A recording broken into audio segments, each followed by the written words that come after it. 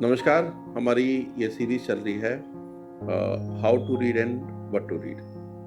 तो मुझे उम्मीद है कि आप शॉर्टकट नहीं मार रहे, अपने पीछे जो 2 एपिसोड्स हैं वो देखिए और उसको समझकर ही यहाँ तक पहुँचे हो। तो अगर ऐसा नहीं है तो वो देखोगे तो जो मैं अब बात करूँगा शायद आपको अच्छे से समझ आए और थोड़ा आधार बन जाता है। इस जो एपिसोड है शायद ये एपिसोड 3rd रहेगा, तो इसका मैंने नाम दिया है द थर्ड मीनिंग। बड़ा अच्छा नाम है और इसके पीछे आइडिया बड़ा खूबसूरत है। मुझे लगता नहीं कि ये बात लंबी होगी, लेकिन हो भी जाए तो ये मेरी हैबिट का ही हिस्सा है, हो जाता है लंबा कभी कभी। तो लेकिन अब हम बात करेंगे what is third meaning. Book को पढ़ते समय what is the third meaning. Third meaning is, जैसे मैंने पहले 2 एपिसोड में बात किया कि जब आप पढ़ रहे हो तो आपको ये पता होना चाहिए कि किस समय में लिखा गया है, इसका प्रभाव क्या है और उसका उद्देश्य कोई है कि नहीं है, और सब में से सब कुछ तो नहीं सीखने वाला होता।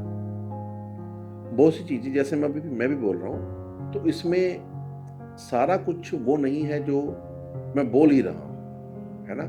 फॉर एग्जाम्पल, अगर मैं बोलूँ कि मैं तो जी सिर्फ समाज सेवा करने बैठा हूँ, मुझे ये 1% फिक्र नहीं है कि लोग इसको सुने, मुझे इससे प्रसिद्धि मिले या मेरी रीच हो, तो ये भी होता है हमेशा। लेकिन ये पाप तब हो जाएगा जब ये प्रायर, जो मेरा प्रायोरिटी वाला एम है वो ही ये हो जाएगा। मतलब अच्छी बात जो बोलना जरूरी लग रहा है और वो प्रसिद्ध भी हो जाए, ये एक सिनेरियो है। और मैं प्रसिद्ध हूं, उसके लिए मुझे जो बोलना पड़े, जो दिखाना पड़े, मैं वो दिखाऊंगा, वही बोलूंगा, ये अलग कैटेगरी है। इसको इस तराजू से नहीं तोड़ना चाहिए कि जिसको भी इस बात का शौक है कि ज्यादा लोग सुने वो पापी ही हो। मैं कई बार बोलता हूँ कि जब मोर नाचता है या सूर्य उदय होता है तो it is a advertisement in its way. अगर आप सूर्य उगता नहीं देख पा रहे और वो अपनी प्रेजेंस को बता नहीं पा रहा, तो वो कहीं ना कहीं धर्म से चूक गए अपने। तो और खास करके आजकल के समय में जब आपको पोलराइज किया जा रहा है, जब आपको डीह्यूमनाइज किया जा रहा है, डीह्यूमनाइजेशन के ऊपर हम बात करें कभी, उस समय में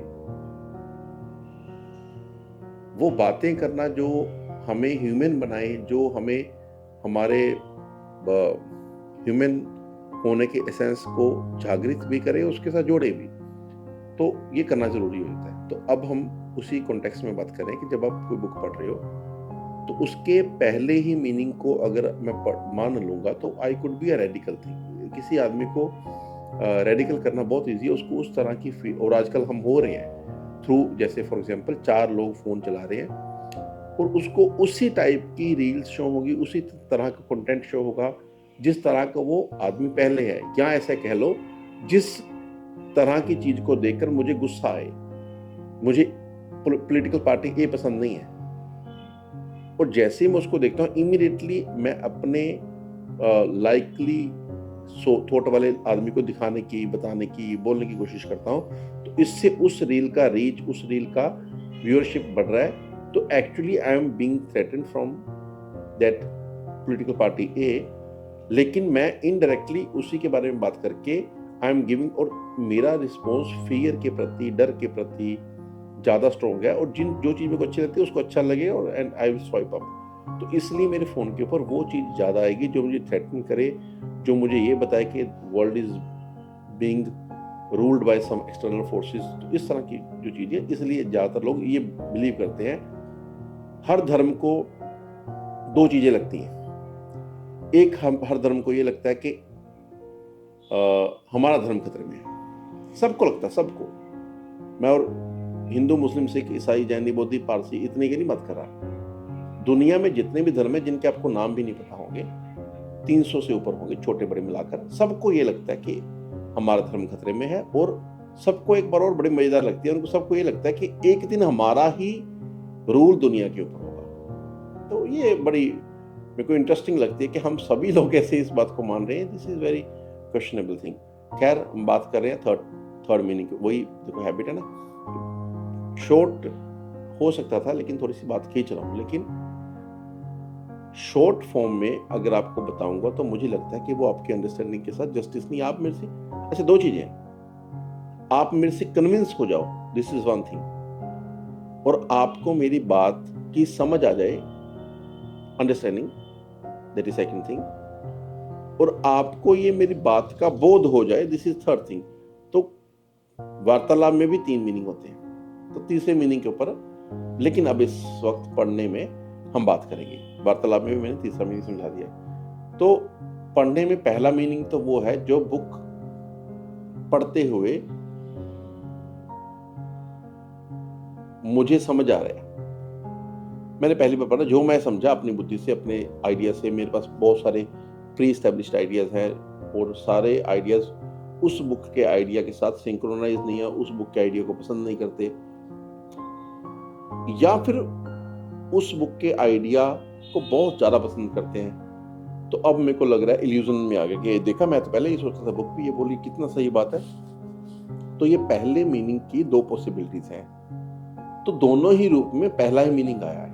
मतलब मैंने बुक पढ़ा और मैंने बुक को पढ़कर अपना पर्सनल आइडिया बनाया पहली बार पढ़ के, चाहे वो ये आइडिया है कि बुक में जो लिखा है देखो आप कितना सत्य है, या लिखा कि ये गलत लिखा है। दोनों ही जो ऑप्शंस हैं, दोनों ही जो पॉसिबल आउटकम है, ये पहले मीनिंग के अंदर है।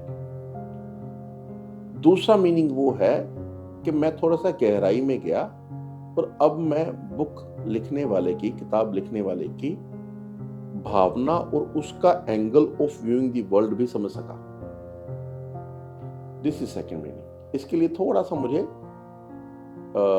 ईगो को, अपने अहंकार को थोड़ा सा कम कर कर थोड़ा सा कंपैशन बढ़ाना पड़ेगा, ताकि मैं ये समझूं कि वो क्या कहना चाह रहा था। हम हमेशा अपने दिमाग में बोलते रहते हैं, we always speaks in our heads, that's why sometime maximum लड़ाई घर में क्या होती है कि एक आदमी या दोनों ही आदमी अपने दिमाग में ऊंची ऊंची बोल रहे होते हैं, चाहे वो मुंह से चुप भी हो, लेकिन देयर इज कंटिन्यूअस साउंड। जब सामने वाला बोला वो अपना लगा पड़ा है।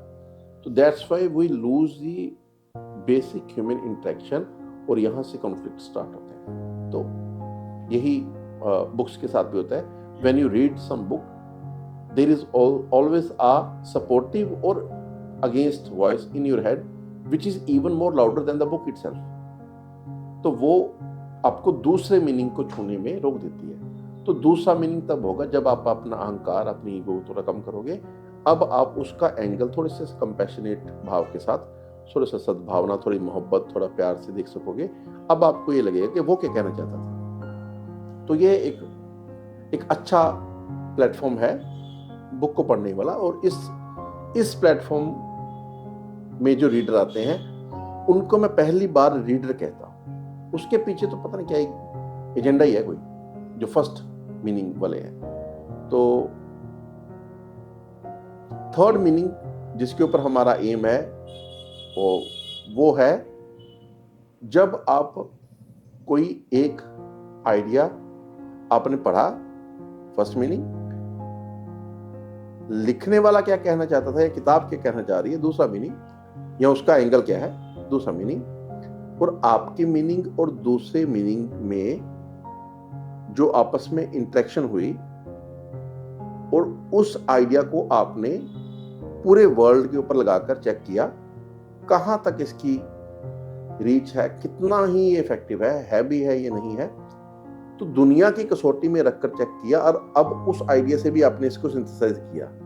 अब जो इतने सिंथेसिस के बाद जो आपके पास एक रिड्यूस्ड दूध से जो मक्खन निकाला आपने, that is the third meaning. That is very important. तो जब भी कुछ पढ़ो, जब भी कुछ सीखो, तो always try to analyse yourself and try to deduce the third meaning also, and always try to analyse कि आप कहां तक पहुंच पा रहे हो। This is the idea of third meaning. Thank you.